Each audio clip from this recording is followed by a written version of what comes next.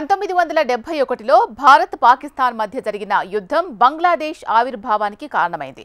తాజా పరిస్థితులు తమకు అనుకూలిస్తే బలూచిస్తాన్ కొత్త దేశంగా ఆవిర్భవిస్తుందా? ప్రస్తుతం బలూచ్ పోరాట యోధుల మదిలోని కల ఇదే. ఈ క్రమంలో దెబ్బ మీద దెబ్బ పడి ఉక్కిరిబిక్కిరవుతోంది పాకిస్తాన్. ఒకవైపు ఆర్థిక సమస్యలతో సతమతమవుతూ ఉంటే మరోవైపు భారత్తో యుద్ధం అనివార్యమైపోయింది. సరిగ్గా ఇదే సమయంలో అమేతుమీ తేల్చుకోవడానికి సిద్ధమైపోయారు బలూచీలు. పాకిస్తాన్ నుంచి ప్రత్యేక దేశంగా విడిపోయే దిశగా దశాబ్దాలుగా సాయుధ పోరాటం చేస్తున్న బలూచిస్తాన్ వాసులు పరిస్థితులను తమకు అనుకూలంగా మార్చుకుంటున్నారు. బలూచిస్తాన్ పోరాటం ఈనాటిది కాదు. గత 75 ఏళ్లుగా స్వాతంత్ర్య పోరాటం కొనసాగుతోంది. ఈ పోరాటాన్ని క్లైమాక్స్కు చేర్చాలని తమ శక్తినంతా కూడదేసుకుని పోరాడుతున్నారు బలూచీలు. పహల్గాం ఉగ్రదాడికి ఆపరేషన్ సింధూర్ పేరుతో భారత్ ప్రతీకారం తీర్చుకుంటోంది.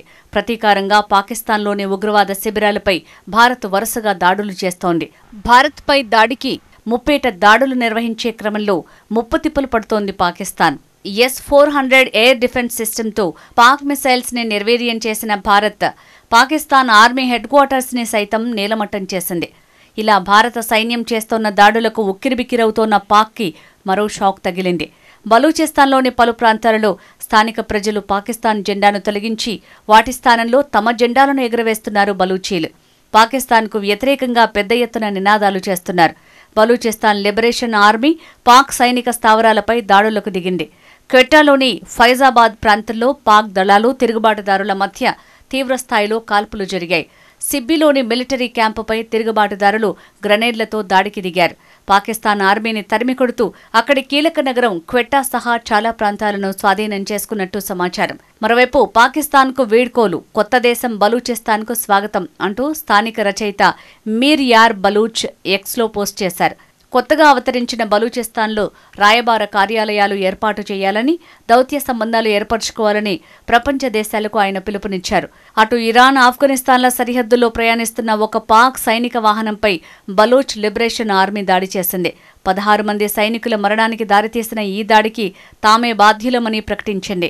దక్షిణ వజరిస్తాన్లోని షకాయి సబ్ డివిజన్లో ఉన్న ఓ మిలిటరీ అవుట్పోస్టుపై టీటీపీ తెహ్రీక్ ఏ తాలిబాన్ పాకిస్తాన్ చేసిన దాడిలో 20 మంది పాకిస్తాన్ సైనికులు హతమయ్యారు. బ్రిటిష్ వారు 1947 ఆగస్టు 15న భారత పాకిస్తాన్లను విభజించి స్వాతంత్ర్యం ప్రకటించిన బలూచిస్తాన్ ప్రాంతం స్వతంత్రంగా ఉండేది. ఖాన్ ఆఫ్ ఖలాత్ అనే రాజు పాలనలో ఈ ప్రాంతం కొనసాగింది. అయితే 1948 మార్చిలో పాకిస్తాన్ ప్రభుత్వం సైనిక చర్యను చేపట్టి ఈ ప్రాంతాన్ని ఆక్రమించుకుంది. బలూచిస్తాన్కు ఈశాన్యంలో ఖైబర్ పఖ్తూన్ఖ్వా, తూర్పున పంజాబ్, ఆగ్నేయంలో సింధు రాష్ట్రాలు ఉన్నాయి. బలూచిస్తాన్కు ఉత్తరాన ఆఫ్ఘనిస్తాన్, పశ్చిమాన ఇరాన్ ఉన్నాయి. దక్షిణాన అరేబియా సముద్రం ఉంది. పాకిస్తాన్లో 44% విస్తీర్ణం ఉన్న ప్రావిన్స్ బలూచిస్తాన్. విస్తీర్ణం పరంగా పాకిస్తాన్లోని అతిపెద్దది అయినా జనాభా పరంగా అతి చిన్నది. పాక్ జనాభాలో బలూచీలు 7-8% మాత్రమే. దేశ వ్యవసాయ యోగ్య భూమిలో ఆ ప్రావిన్స్ వాటా కేవలం 5% మాత్రమే. అక్కడ కఠినమైన ఎడారి వాతావరణం నెలకొని ఉంది. ఈ ప్రాంతాన్ని పాకిస్తాన్ ప్రభుత్వాలు ఏనాడూ పట్టించుకోలేదు. ఇక్కడి ప్రజలకు విద్య, వైద్య సదుపాయాలు లేవు. ఈ ప్రాంతంలోని వనరులను పాక్, చైనా దోచుకుంటున్నాయి. తమ దేశంలో ద్వితీయ శ్రేణి పౌరులుగా బలూచీలను పాకిస్తాన్ భావించేది. ఈ ప్రాంతానికి చెందిన యువకులను పాక్ సైన్యం అపహరిస్తోంది. అలా అదృశ్యమయ్యే వారి జాడ నేటికి తెలియలేదంటే బలూచీల దుర్భర పరిస్థితిని అర్థం చేసుకోవచ్చు. ఈ కారణంగానే అక్కడ వేర్పాటువాద ధోరణులు పెరిగిపోయాయి. బలూచిస్తాన్ ఆది నుంచి పాకిస్తాన్ పట్ల వ్యతిరేకత కనబరుస్తూ వచ్చింది. బలోచ్ ప్రజానీకం కోసం ఒక ప్రత్యేక దేశం కావాలన్న వేర్పాటువాదం 1948లో ప్రారంభమైంది. 1950, 1960, 1970లలో ఈ ఉద్యమం పదే పదే తలెత్తింది. ఇస్లామాబాద్ తమ ప్రాంతాన్ని నిర్లక్ష్యం చేస్తోందని బలూచిస్తాన్ ప్రజలు నమ్ముతున్నారు. 2000 సంవత్సరంలో బలూచిస్తాన్ లిబరేషన్ ఆర్మీ BLA ఆవిర్భవించింది. స్వతంత్ర బలూచిస్తాన్ దేశం కోసం గెరిల్లా యుద్ధాలతో పాకిస్తాన్ సైన్యంపై దాడులు చేసేది. క్రమంగా BLA బలం పుంజుకుంది. పాకిస్తాన్ సైనికులు వారి కార్యాలయాలు, కంటోన్మెంట్ ప్రాంతాలు, పోలీస్ స్టేషన్లు, ప్రభుత్వ భవనాలను టార్గెట్గా చేసుకుని దాడులు జరుపుతోంది. గెరిల్లా పోరుతో పాటు అధునాతన ఆయుధాల వినియోగం, IEDల ప్రయోగాలు పెరిగాయి.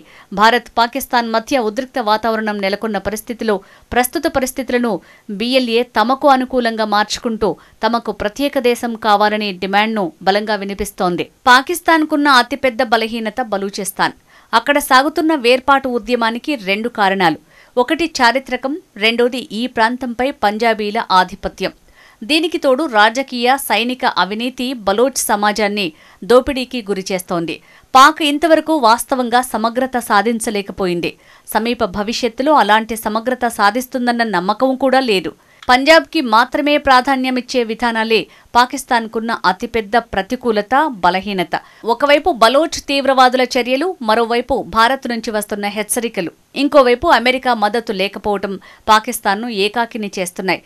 తాజాగా బిఎల్ఏ గ్వాదర్ పోర్టు వద్ద చైనా ఇంజనీర్లు వారి వాహనాలపై ఐఈడీ దాడులు చేస్తోంది. ఐఈడీలు పేల్చి 21 మంది సైనికులను హతమార్చింది. ఇటీవల క్వెట్టా, పెషావర్ మధ్య నడిచే జాఫర్ ఎక్స్ప్రెస్ ని హైజాక్ చేసి సంచలనం సృష్టించింది. స్వతంత్ర దేశంగా బలూచిస్తాన్ను సాధించడానికి పోరాటాలను ముమ్మరం చేసింది. ముఖ్యంగా పాకిస్తాన్లో చైనా ప్రాజెక్టులు, సిపిఈసి రోడ్డు ప్రణాళిక పాలిట బిఎల్ఏ ముప్పుగా పరిణమించింది. దీంతో ఈ ఉద్యమాన్ని అణిచివేయాలంటూ పాకిస్తాన్పై చైనా నుంచి తీవ్ర ఒత్తిడి ఉంది.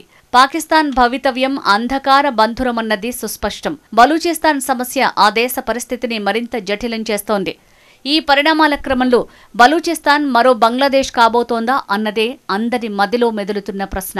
1971లో భారత్, పాకిస్తాన్ మధ్య జరిగిన యుద్ధంలో బంగ్లాదేశ్ ఆవిర్భావానికి కారణమైంది. తాజా పరిస్థితులు తమకు అనుకూలిస్తే బలూచిస్తాన్ కొత్త దేశంగా ఏర్పాటవుతుందని అక్కడి పోరాట యోధులు భావిస్తున్నారు. భారత ప్రధాని నరేంద్ర మోడీ 2016 ఆగస్టు 15న ఎర్రకోటపై నుంచి ప్రసంగిస్తూ ప్రపంచం చూస్తోంది. గత కొన్ని రోజులుగా బలూచిస్తాన్, గిల్గిట్, బాల్టిస్తాన్, ఆక్రమిత కశ్మీర్ ప్రజలు నాకు పదే పదే కృతజ్ఞతలు చెప్తున్నారు.